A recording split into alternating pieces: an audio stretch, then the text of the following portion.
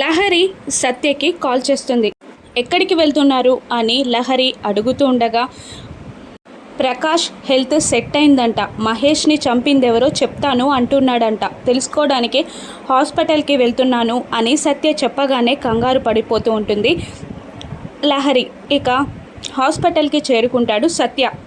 శరణ్య బయటికి వచ్చి ఏమైంది లహరి అని అడుగుతూ ఉండగా సత్య ప్రకాష్ దగ్గరికి వెళ్తున్నాడంట, హెల్త్ సెట్ అయిందంట, మహేష్ని చంపింది ఎవరో చెప్తానంటున్నాడంట అని లహరి చెప్పగానే పద అంటుంది శరణ్య. ఎక్కడికి అని లహరి అడుగుతుండగా హాస్పిటల్కి వెళ్దాం పద అని అంటూ శరణ్య లహరిని తీసుకొని హాస్పిటల్కి వస్తూ ఉంటుంది. మరోవైపు సత్య ప్రకాష్ని ఏమైంది, నా తమ్ముడు నిజంగా చనిపోయాడా, నా తమ్ముడిని చంపిందెవరు అని సత్య ప్రకాష్ని అడుగుతుండగా చనిపోయాడు అని అంటూ డోర్ వైపు చూడగా ఆ అద్దంలో నుండి శరణ్య లహరి కనబడుతూ ఉంటారు. నా తమ్ముడిని చంపిందెవరు అని సత్య అడుగుతూ ఉండగా డోర్ వైపు వేలు చూపిస్తూ ఉంటాడు ప్రకాష్.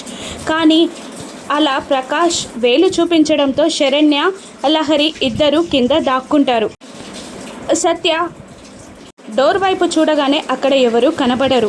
డోర్ వైపు చూపిస్తున్నావేంటి, అక్కడెవరున్నారు, నా తమ్ముడిని చంపిందెవరు నోటితో చెప్పు అని సత్య ప్రకాష్ని నిలదీస్తూ ఉండగా